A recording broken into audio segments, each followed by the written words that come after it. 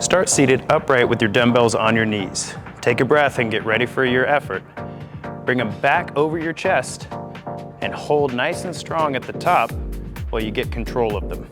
Then inhale, bring them down to your chest and drive them back up, flexing your chest while you exhale. Inhale as you bring them down, exhale as you push them up. Keep your back and your core engaged. Repeat with good form for programmed reps. This is an incline dumbbell bench press. It's a very powerful exercise to hit the top part of your chest and create shoulder stability. I've got some dumbbells and an incline bench. Let's get into it.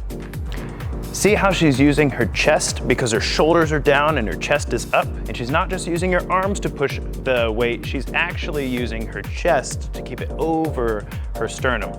Now, if she were to put it over her face, that'll hurt her shoulders, so don't do that, Katie. You know better, right? Yeah, that's right, all right. Now, if you feel uncomfortable or unconfident in this exercise, this is a fantastic one to use a spotter, and they can spot your hands like this, and make sure you're confident in the movement pattern. Nice job, Katie.